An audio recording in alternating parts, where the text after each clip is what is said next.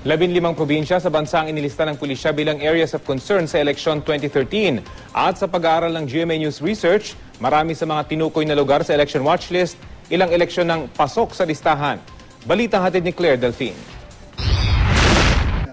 Sa unang bi-weekly report na isinumite ng Philippine National Police o PNP sa Commission on Elections, nakalista ang 15 probinsyang tinawag na areas of concern ng pulisya. Abra, Pangasinan, La Union, Ilocos Sur, Cagayan, Nueva Ecija, Pampanga, Cavite, Batangas, Masbate, Samar, Misamis Occidental, Maguindanao, Lanao del Sur at Basilan. Pero bukod dito, meron din silang mas specific na election watch list na binubuo ng halos 900 syudad at munisipyo sa bansa na kailangan daw bantayan ang seguridad ngayong eleksyon.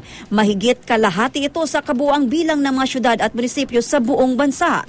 Sa pag-aaral ng GMA News Research, nakitang pasok dito lahat ng mga bayan sa Kalinga, Mountain Province, Bohol, Siquijor, Surigao del Sur at Basilan ngayong eleksyon.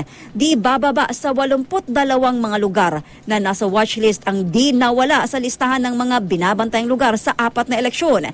Kasama rito ang mahigit kalahati sa mga bayan ng Kalinga at Masbate.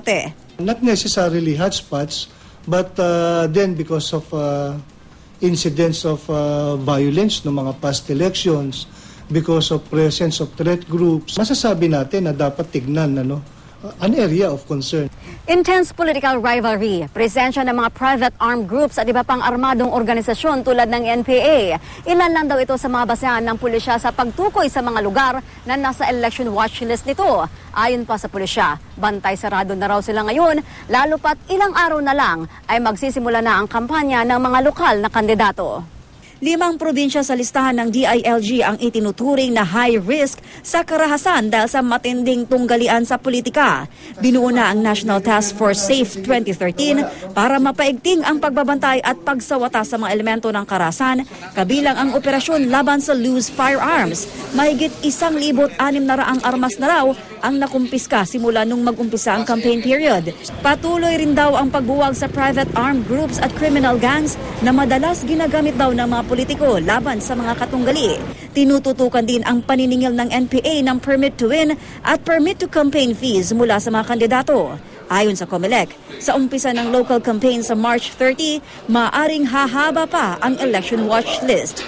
Generally peaceful, nothing to worry. So far, sana wala. Claire Delfin, GMA News.